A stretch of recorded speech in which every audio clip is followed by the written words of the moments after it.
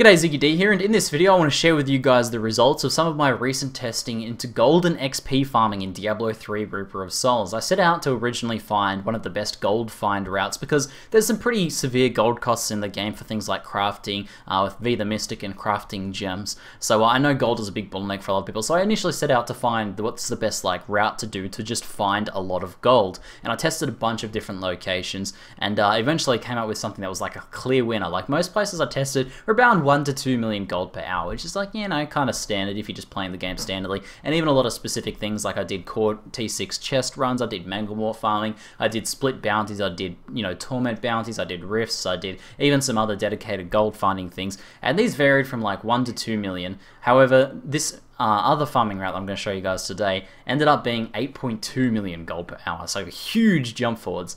And I also tested it for XP today, and we ended up with 1.22 billion XP per hour, so huge amounts of XP as well. So this is a really good XP and gold farming route. It's not really so much for legendaries. In fact, I think I've only found one legendary the entire time I've been testing it. It's not really a magic finding run, but for just gold and XP, it's like better than anything else I've ever seen in the game so far. So I'm pretty excited to share it with you guys today. In fact, I can switch on over here and show you some of the testing I did. You can see a lot of these different things here filled out to be about 1 to 2, and we even tried a few other ones. There was another one where Imbadude tested this cemetery run where he got close to 8 million gold as well, or he got around 8 million gold, but I just couldn't replicate it on my Demon Hunter, unfortunately.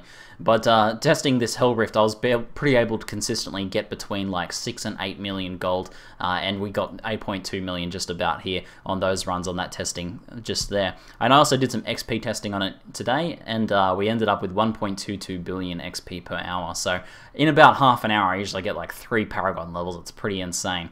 So let's switch on over and I'll show you guys how to actually do this run. So you may notice it's T6 clear the Hell Rift. So what we're going to do is we're going to leave the game.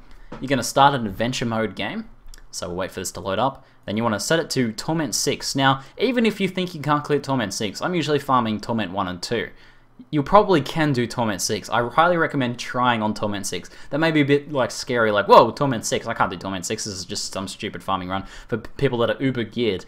But I was actually doing this with like 600k DPS and, you know, 5 million toughness, and I was still doing it fine, even though my character is much better geared now. I can do it faster. It was still really effective back then.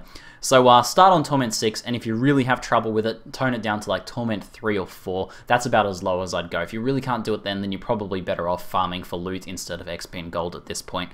But it's really easy to do this run on Torment 6. It's really quite an easy zone, and a lot of the mobs don't have that much HP. So we go ahead and start up an adventure mode game. And we're going to be looking for a very specific bounty, so we may have to refresh the game a few times to actually find that bounty. What we're going to be looking at is Act 4's Clear the Hell Rift in the Hell Rift zone. Now there's actually 3 different bounties that can spawn in this zone. So if we go to Act 4 here and look for Hell Rift, we actually got Kill Hammersmash. Now it can be either Kill Hammersmash, Kill Sledge, or Clear the Hell Rift. Kill Hammersmash and Kill Sledge are somewhat difficult quests on Torment 6 because those purples are actually a little bit dangerous, and they're actually a bit slow to do, and they just don't reward that much XP and gold. However, the Clear the Hell Rift level 2 quest gives a ton of gold and XP. So what we're going to do is we're simply going to leave the game and refresh. And I may have to do this a couple times. There's about a 33% chance of it spawning. So we just simply leave and remake again until we get the Clear the Hell Rift. I usually get them in like a couple retries. I think the worst I ever did was I had to refresh it 10 times before I got it. Someone in chat today was doing it and they had to refresh it 32 times, so they got pretty unlucky. But for the most part, it spawns pretty quickly. There you go, second go, Clear the Hell Rift today. And that's not like pre-pen or anything. I can't admit it, I can't, you know, I can't alter that.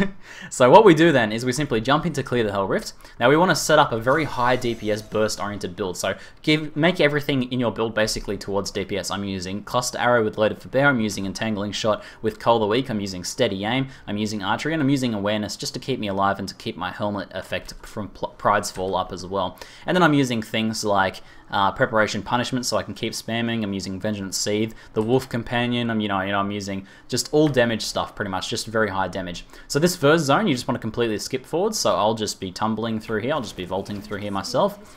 I have the new Donetta set you're probably noticing, which makes my vault cost Hatred, which is a very nice set. I'm very happy with those crossbows. So it's pretty easy to get through there. Just don't kill anything in there because there's phase beasts and lots of other dangerous stuff in there. You can do this in hardcore. I've had a few people doing this in hardcore, by the way. But you may want to start off on a lower torment just to test things out, see how safe you feel, and how good you are at sort of avoiding the attacks of these various mobs. Once you get into the second zone, however, you will want to full clear this zone. So I'll grab the shrine. There's often a shrine that spawns there. Mobs should start spawning somewhere up here. So I'm just going to start working down these guys here. These little guys, you know, are pretty easy to work down. You see, even on Torment 6, they don't have all that much health, so they're nice and easy to kill. Looks like we got super unlucky on this run. Now, there's a very low chance that either Hammersmash or Sledge will spawn. Hammersmash isn't too bad. He spawns arcane lasers. As a melee character, he may be a bit of a problem, and melee characters in general have a bit of a harder time on this run.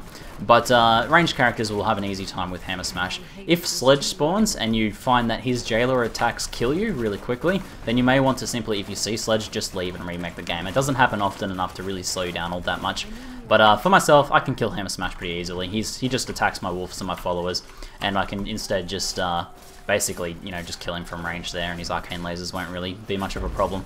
So, but Sledge is a little bit more dangerous as most characters, and you can consider restarting if he spawns. But as I said, very low chance it'll actually spawn, so I'll just go ahead and kill him. I get the Quaking Vial, legendary crafting mat, by the way, as well. So you can open chests and kill the scenery as well. You know, this is Torment 6. There's a good chance for legendaries. What? You can't plan this sort of stuff out, guys. Anyway, you guys know that, you know, farming for legendaries chests Torment 6 can be quite effective, so also make sure you open those chests. But there you go, I got some braces just in this one run here on the video.